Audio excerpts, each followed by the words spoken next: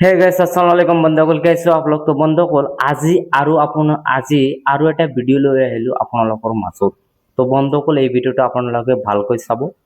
তো বন্ধুসকল এই ভিডিঅ'টো আমি এই কাৰণেই লৈ আহিলো যে আমাৰ আসামৰ বৰ্তমান বেয়া অৱস্থা বা যে আমাৰ অসমৰ গোটেই কিটাৰ বেয়া পৰিস্থিতি হৈছে অকল আপাৰ আসামৰ নহয় আমাৰ লয়াৰ আসামৰো বেয়া অৱস্থা হৈছে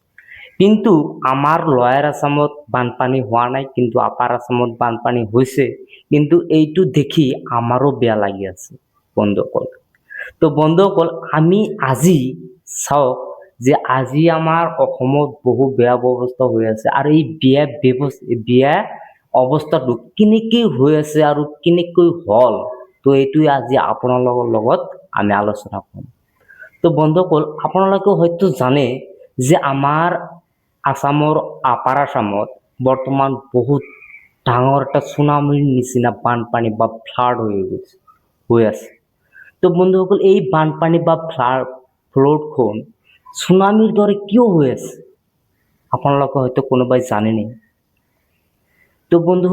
আমাৰ এই অসমৰ বানপানীখন যে আপাৰ আসামত বৰ্তমান বানপানী হৈ আছে এইটো কিয় সুনামিৰ দৰে হৈ আছে চাওক আমি আসলতে সাধাৰণতে যদি আমি চাওঁ যে বানপানী কেনেকৈ হয়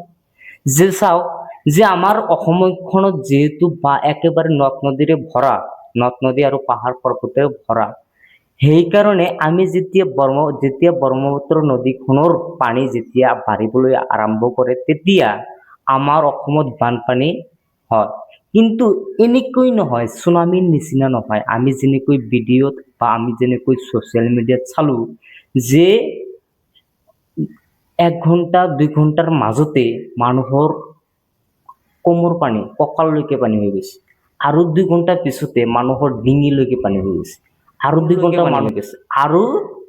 1-2 ঘণ্টা পিছতে কি হৈছে মানুহৰ যিখন ঘৰ আছে আৰু সেই ঘৰখনৰ ওপৰেদি পানী গৈ আছে 2 লেভেল কৈ পানী গৈছে কিন্তু এইটো হয় সুনামিৰ দৰে বানপানী নহয় নেকি তো বন্ধুসকল এই সুনামিৰ দৰে বানপানীখন কিয় হৈ আছে চাওক যে আমাৰ অসমখনৰ চাৰিওফালে অকল পাহাৰ আৰু পৰ্বত আৰু নদী খাল বিলেৰে ভৰা চাওক আমি আমাৰ অসমখনৰ চাৰিওফালে যদি আমি পাহাৰবোৰ দেখিব যাওঁ যে আমি কাৰ্বি আলং পাহাৰ দেখা পাওঁ আমি কি দেখা পাওঁ যে কাৰ্বি আংলং পাহাৰ দেখা পাওঁ আৰু গাৰো পাহাৰ দেখা পাওঁ আৰু নাগা পাহাৰ দেখা পাওঁ আৰু এই নাগা পাহাৰক নাগালেণ্ড পাহাৰ বুলি কোৱা হয় চাওক সেইকাৰণে চাওক আমি এই পাহাৰ পৰ্বতেৰে ভৰা যিখন আমাৰ অসমৰ চাৰিওফালে পাহাৰ পৰ্বতেৰে ভৰা সেইকাৰণে আমাৰ যেতিয়া এই ব্ৰহ্মপুত্ৰৰ পানী বাঢ়িবলৈ আৰম্ভ কৰে তেতিয়াহে লাহে লাহে কি হয় আমাৰ অসমখনত বানপানী হয় কিন্তু এতিয়া যেটো আমাৰ অসমত বানপানী হৈ আছে বা বানপানী হৈছে আপাৰ আসামত এই বানপানীখন সুনামিৰ নিচিনা বানপানী হৈছে তো কিয় হৈছে চাওক যে আমাৰ এটা পাহাৰ আছে নাগালেণ্ড পাহাৰ বা আৰু এই নাগালেণ্ড পাহাৰক আমি কি বুলি কওঁ নাগা পাহাৰ বুলি কোৱা হয় যে এই নাগা পাহাৰৰ ওপৰত আমাৰ অসমৰ যিখিনি পাহাৰ আমাৰ অসমৰ চাৰিওফালে যিখিনি পাহাৰ আছে চাৰিওফালে যিখিনি পাহাৰ আছে সেই পাহাৰ গোটেইখিনিত কি কৰা হয় যে মাইনিং কৰা হয় কয়লাৰ মাইনিং বা বহুত মাইনিং কৰা হয় যেনে কয়লা পাহাৰৰ পৰা খান্দি উলিয়াই অনা হয় আৰু এই পাহাৰৰ পৰা যেতিয়া কয়লাবোৰ খান্দি উলিয়াই অনা হয় কি কৰিছিল মাইনিং কৰিছিল আৰু এই পাহাৰৰ পৰা কি কৰিছিল কয়লা খান্দি উলিয়াই আনিছিল আৰু বহুত গাছ-গছনিও বিনষ্ট কৰা হৈছিল বা গাছ-গছনিও কটা হৈছিল আৰু যেতিয়া এই কয়লা খান্দি উলিয়াই অনাৰ পিছত যেতিয়া তাত বৰষুণ পৰিছিল আৰু এই বৰষুণৰ পানীখিনি য'ৰ পৰা কয়লা খান্দি উলিয়াই অনা হৈছিল তাত ৰখি আছিল কিন্তু সেই পানীখিনি কোনে লৈ ল'ব আমাৰ গাছ-গছনিও বেছি নাই সেইটো পাহাৰত মানে নষ্ট কৰি মানে আমাৰ মানুহে কাটি পেলাইছে তেনে সেই পানীখিনি গছ-গছনি ল'ব নোৱাৰা হৈ গৈছে তেতিয়া কি হৈছে জানেনে যে তেতিয়াই কি কৈছে এই পাহাৰখনে এই নাগালেণ্ডৰ পাহাৰখনে সেই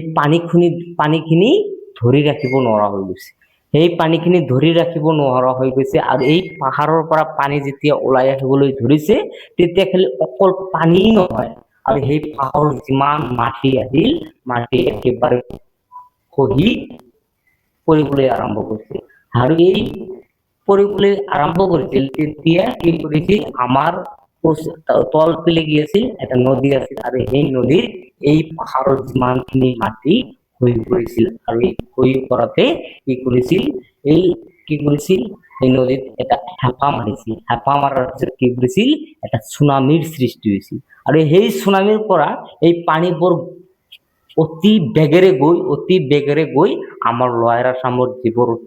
জিলা আছে, এইবোৰ জিলাত শিৱসাগৰ এইবোৰ জিলাত কি কৰিছিল, অতি দ্ৰুত গতিত বানপানী হবলৈ আৰম্ভ কৰিলে। আৰু এইটো দোষ আচলতে কাৰ? আমাৰ না আপোনাৰ না আমাৰ চৰকাৰৰ? আমালোকৰ ক'ব লাগিব। তো আপোনালোকে কওক যে এইটো দোষ আচলতে কাৰ হয়, যে এইটো আমাৰ দোষ আচলতে চৰকাৰৰ হয় না এইটো আচলতে আমাৰ হয়? তো বন্ধুসকল আপোনালোকে কমেন্ট কৰি কৈ দিব, তো বন্ধুসকল এইটো দোষ আচলতে কাৰ? তো বন্ধুসকল এইখিনি আছিল ভিডিঅ'টো।